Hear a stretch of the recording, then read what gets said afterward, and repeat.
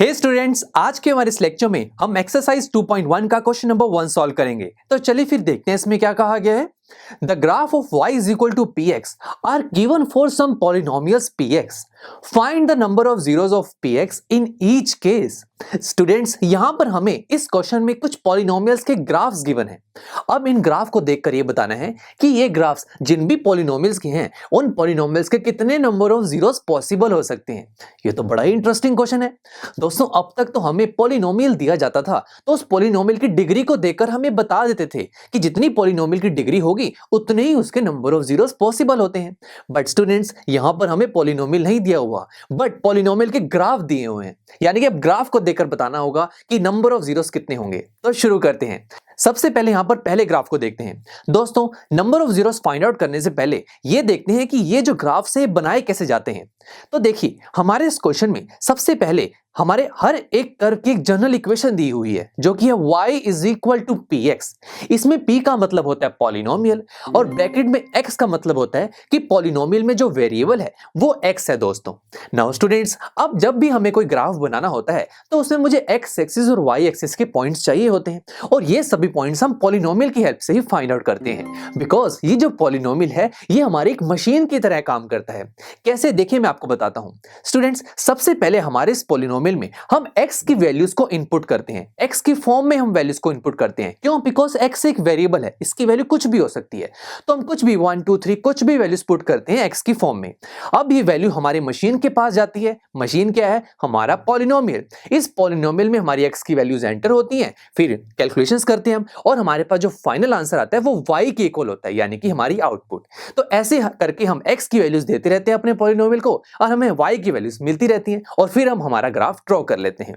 तो अब दोस्तों, हमें ग्राफ से देखना है कि हमारे इस ग्राफ में नंबर ऑफ जीरोस कितनी होंगी। तो स्टूडेंट्स, सबसे पहले आपको जीरोस का मतलब पता होना चाहिए, उससे भी हम इस प्रोसेस से समझ सकते हैं। दोस्तों देखिए, जीरोस का मतलब यह है कि अब मैं अपनी मशीन में x की वैल्यू क्या इनपुट करूं ताकि मुझे आउटपुट जीरो मिल जाए, यानी कि x की वैल्यू क्या रखी जाए कि y की वैल्यू जीरो हो जाए। बिकॉज आउटपुट क्या है? y है, तो y की वैल्यू जीरो करनी है दोस्तों। तो देखिए, अब हम ग्राफ से देखते हैं। तो जैसे कि मैंने आपको बताया कि हमें आउटपुट जीरो करनी है। आउटपुट क्या है? y की वैल्यू जीरो करनी है। अब y की वैल्यू जीरो कहां हो सकती है? अगर मैं ओरिजिन पे खड़ा होकर देखूं तो ऊपर देखें तो y की वैल्यूज ऊपर की तरफ पॉजिटिव है, नीचे देखें तो नेगेटिव है। हाँ, अगर मैं लेफ्ट और राइट यानी कि x एक्सिस पर देखूं तो यहां पर y की वैल्यू जीरो होती है, x एक्सिस पर y की वैल्यू जीरो होती है। तो दोस्तों फिर हम इसी चीज का यूज करते हैं और ये देखते हैं कि हमारे पास जो एक ग्राफ है, ये ग्राफ जितनी बार x एक्सिस को कट करेगा उतने ही नंबर ऑफ जीरोस हमारे पॉसिबल होंगे। अब जैसे कि हम ये देख सकते हैं कि हमारे पास जो एक ग्राफ है दोस्तों, ये जो एक लाइन बन रही है यहां पर, ये लाइन तो x एक्सिस के पैरेलल है। अब दोस्तों, दो पैरेलल लाइंस क्या कभी एक दूसरे को इंटरसेक्ट करती हैं? Answer is no.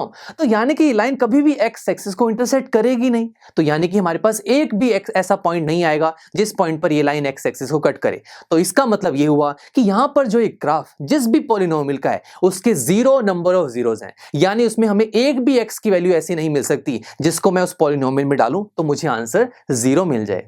तो देखिए, एक और ग्राफ देखते हैं, आपको और क्लियर होगा।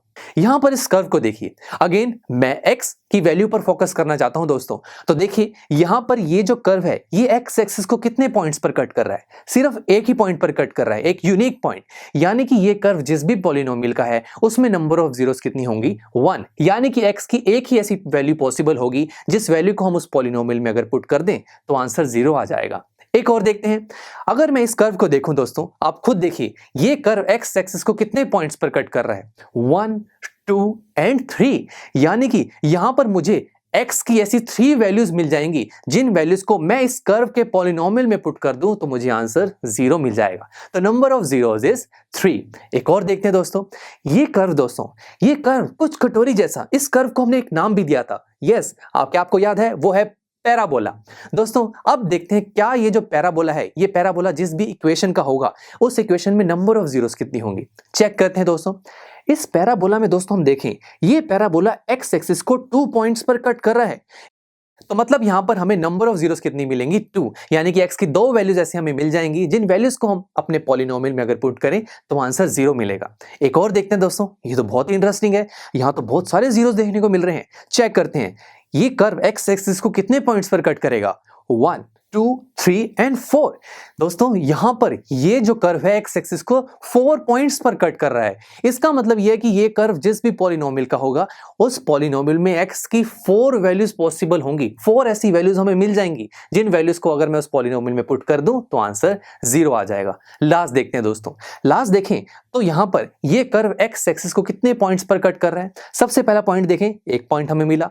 दूसरा पॉइंट देखें, ये एक्स एक्सिस को सिर्फ टच कर रहा है। दोस्तों टच भी एक यूनिक पॉइंट पर कर रहा है तो इस पॉइंट को भी हम कंसीडर करेंगे। तो 2 एंड 3, थर्ड पॉइंट भी देखिए टच कर रहा है। तो मतलब यानी कि यहां पर इस कर्व में हमें ऐसे 3 पॉइंट्स मिल रहे हैं जिन 3 पॉइंट्स पर ये कर्व एक्स एक्सिस को कट या फिर टच कर रहा है।